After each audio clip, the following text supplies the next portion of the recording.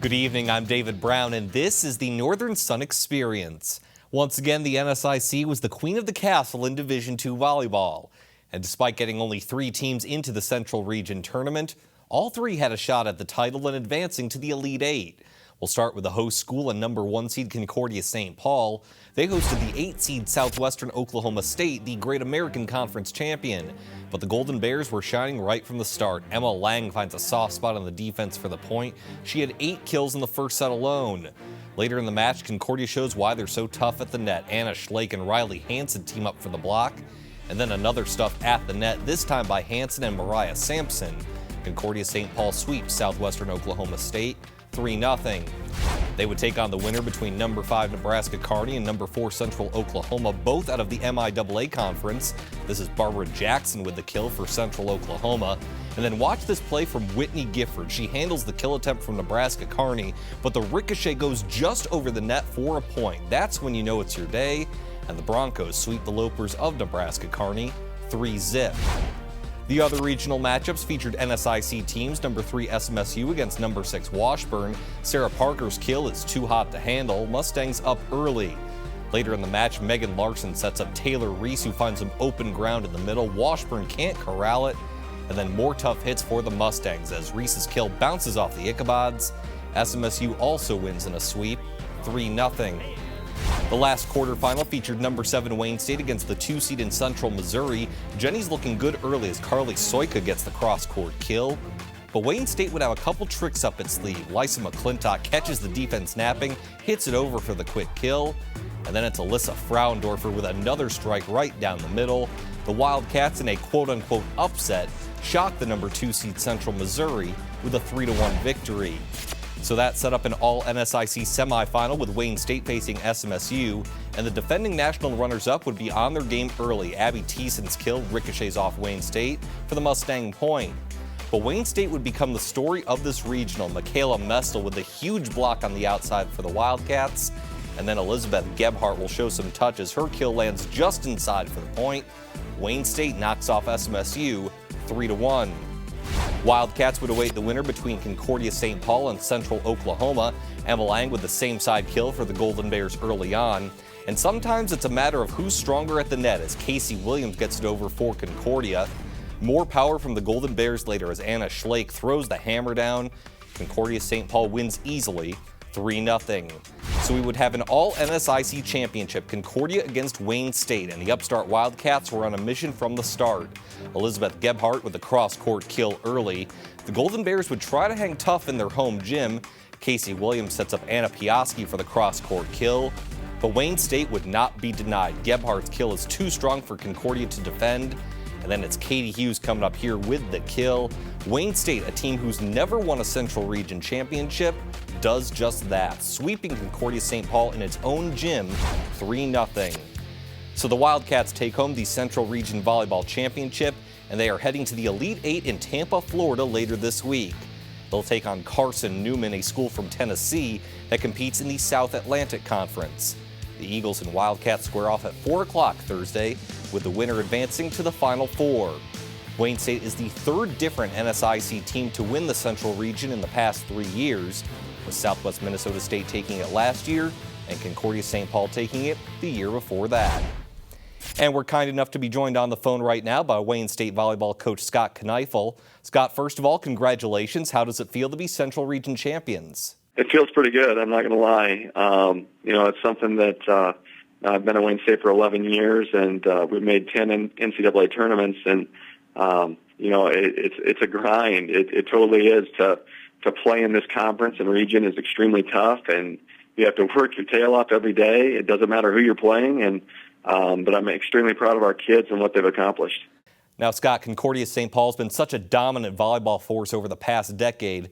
So in the biggest match of the season, how were you guys able to sweep them on their home floor?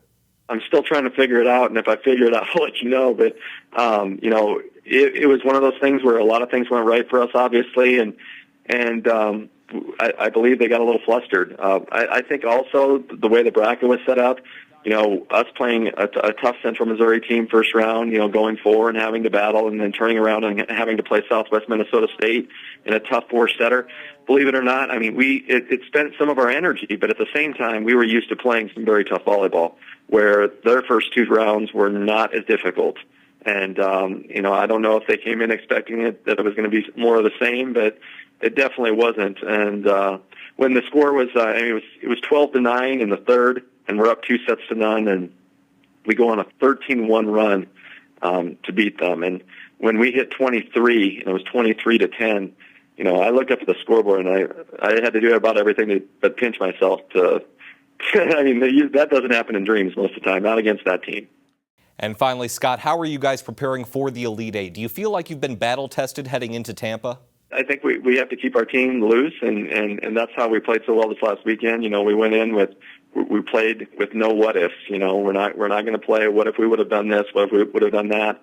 Just concentrate on our side of the net as much as possible, and just play aggressive. Go for it. That relentless attitude, both on the offense and defensive side for us. And I'll prove that, we can beat the top teams in the country, playing that way. So that's what we're going to try to do again this weekend. And, it's not going to be easy. All the teams that make it there are obviously really good. So, but we're going to go in with the attitude that we're going to try to win it. That once again was Scott Kneifel, head coach of Wayne State Volleyball. Well, when we come back on the Northern Sun Experience, we've still got one football game before we close the book on the 2015 season. Highlights from Minnesota Duluth's trip to the Mineral Water Bowl are next. The Northern Sun Experience on Midcoast Sports Network is presented by Sanford Orthopedics and Sports Medicine and Dakota Land Honda.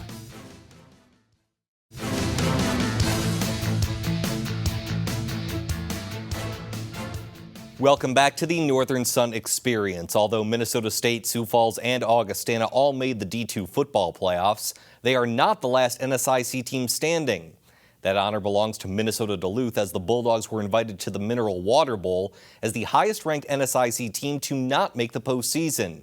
Now, UMD had to wait a couple of weeks, but they made their way to Excelsior Springs, Missouri to take on Forte State on Friday. And they would strike first as Nate Ricci rolls out and eventually finds Bo Bofferding for the score, 7-0 Bulldogs. Tigers strike back later in the first. Trevion Albert goes play action to find a wide-open J.J. Lewis, 32-yard strike, and we're tied at 7. Forte State would take the lead in the second quarter. Albert keeps himself on the read option, and he's got plenty of space in front of him. 72 yards to the house, Tigers grab a 14-7 lead. It's now 14-10 just before halftime when Ricci finds a wide-open Tyler Slattery from 1 yard out. Bulldogs led 17-14 at the break. They're up 23-14 in the fourth when the big guy, nose tackle Jonathan Harden, muscles his way in. 30-14 at that point, and Minnesota Duluth would hold on to win 30-22. Nate Ricci was named the Mineral Water Bowl Offensive Player of the Game, so congrats to the Bulldogs, who officially end NSIC football in 2015. And as one season wraps up, another one quickly begins. The NSIC basketball season is in full swing, and this past weekend was the first in full conference play. We'll start on the women's side, where Winona State was the preseason favorite and certainly looked the part in the non-conference schedule, going 7-0. They hosted Southwest Minnesota State Friday night, looking to remain undefeated. Great ball movement early on, swinging it around to Tara Roloffs for the corner three. She had 16 for the Warriors. Winona State working things both outside and inside. Nice up and under move by Kayla Timmerman. Warriors led by as much as 37 as they take care of business against SMSU 81-46. Another undefeated on the women's side, Sioux Falls took on Upper Iowa Friday. In transition, Allison Johnson nails the three from the right elbow. USF with an early lead. And then a great setup by the Cougars here as they free Taylor Varsho for a three at the top of the key. The South Division preseason player of the year had 12 as USF tops Upper Iowa 72-62. So with both USF and Winona undefeated, it only made sense they squared off on Saturday night. Alexis Foley gets the hoop plus the foul for the Warriors. She had 18. But Winona State would once again be led by Tara Roloffs, who nails the three with the shot clock running down. The Warriors had 9 triples in this game and led most of the way. Winona State tops Sioux Falls 91-52. Let's go back to Friday. Augustana hosted Minnesota State in a thriller. Mavs up 7 in the third when Brittany Sherber nails the spot up 3. MSU's lead grows to double digits. They're up 9 in the fourth when Augie makes its run. Cross-court pass to Allie Kane, who nails the three to cut it to 6. Later in the fourth, Sophie Kenny splits the defense off the inbounds and hits the lay-in. We would go to overtime. In the extra session, Augie's up 3 with less than 10 seconds to go. Sammy Delzato's game-time three is blocked, but MSU corrals it, and Sherber nails the three to tie the game and go to double overtime. In that frame, Nicole Kirchhoff nails the three from the left elbow to give Augie a 1-point lead. And then the Vikings down by 2 when Sophie Kenny gets the hoop plus the foul. She led all scorers with 28 as Augie survives 96-93 in double overtime. When we come back, highlights from the men's side on the first weekend of conference play. The Northern Sun Experience on Midcoast Sports Network is presented by Sanford Orthopedics and Sports Medicine and Dakota Land Honda.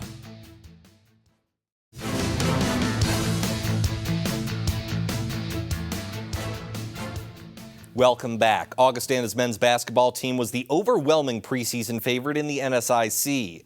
The Vikings returned every starter from last season's team and are considered to be in the running for the D2 National Championship. Augie's season got an early boost from an exhibition win at Big Ten Iowa. And while the Vikings have lost since then, they look to start off conference play on the right foot, hosting Minnesota State on Friday. Adam Beyer nails the corner three for the first points of the game. And then later in the first, Alex Richter nails the three off the right elbow for a double-digit lead. And then it's Jordan Spencer with yet another three. Augie had 13 on the evening. Tough when the entire starting five can hit from outside, as the Vikings cruise 97-68.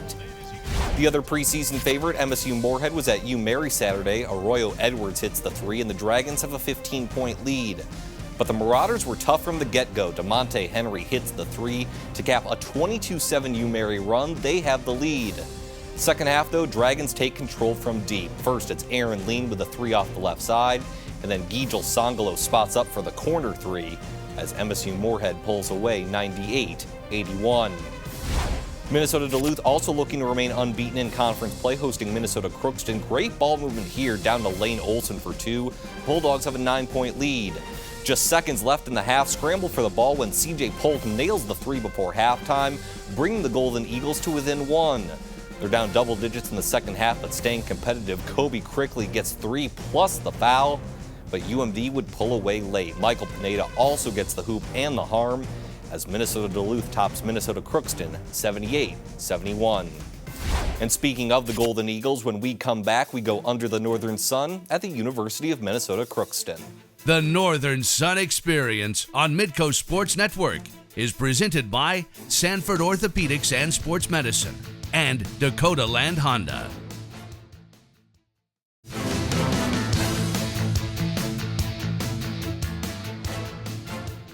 Welcome back. It's time to shine the spotlight on one of our member schools with a feature we like to call Under the Northern Sun.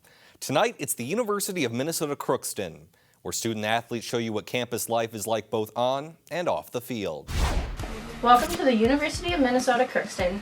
UMC has gone through several transitions in over 100 years of existence, from the Northwest Agricultural School to a junior college to the 4-year school it is today. A lot of exciting things are happening on this beautiful campus nestled in Crookston, Minnesota, right off US Highway 2. With new buildings in place and others currently being finished and new majors being added, UMC continues to grow, as is the case with what is happening in athletics. We will highlight a few of the exciting things happening on campus, so join us as we show you a little piece of UMC. And we are here with Chancellor Fred Wood. It's great to be here. Great to be here, Derek. Good. Dr. Wood, you have now been here for 4 years as the Chancellor of the University of Minnesota Crookston. Where have you seen the most growth here on campus during the time that you've been serving here?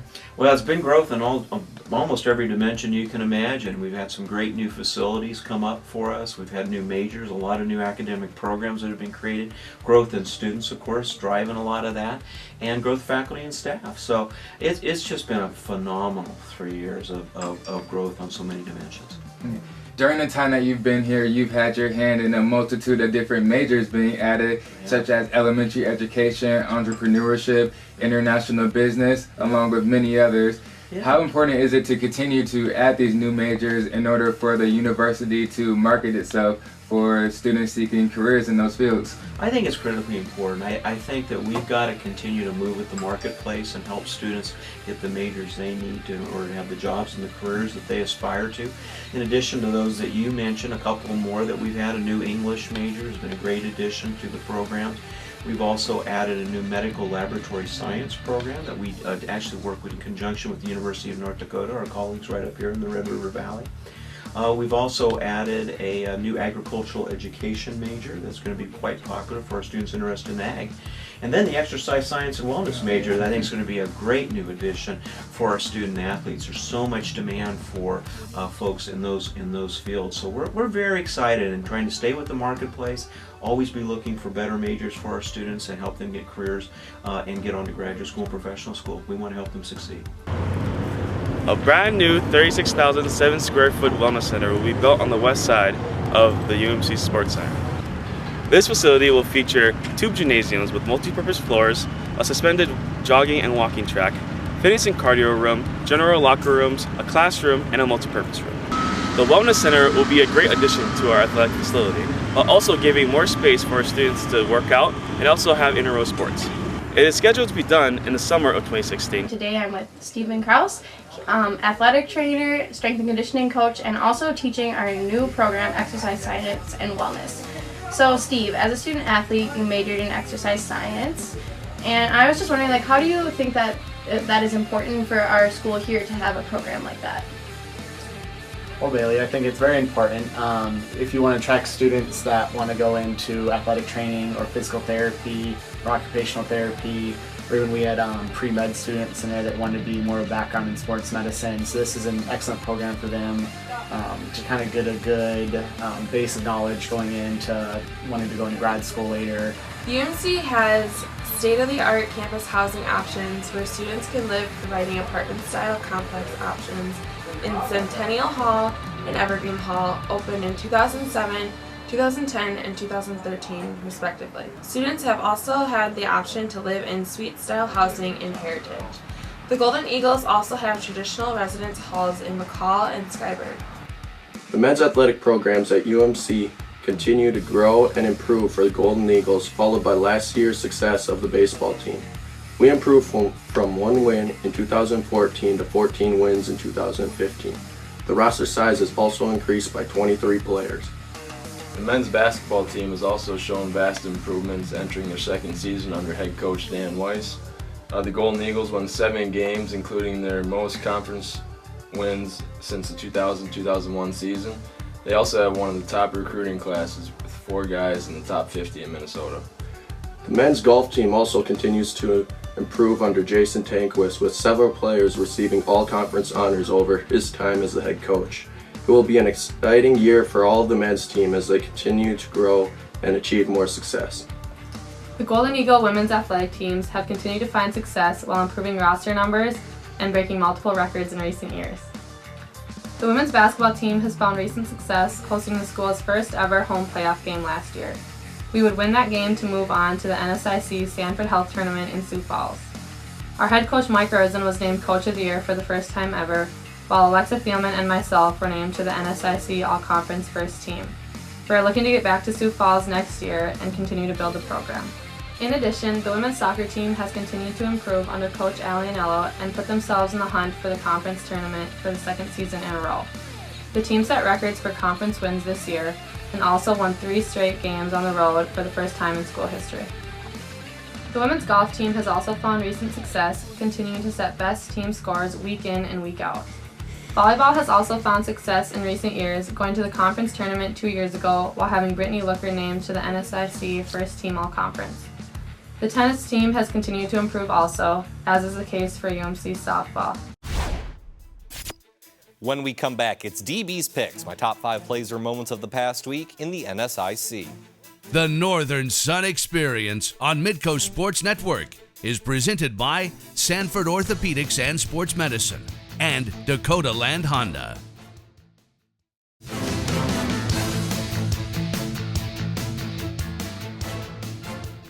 Welcome back to the Northern Sun Experience. It's time for DB's Picks, my top 5 plays or moments of the past week in the NSIC. At number 5, we head to Duluth, where some nifty ball movement results in an easy lay-in for the Bulldogs. After the kick out to the corner, Junior Coleman rifles it inside to Lane Olson for 2.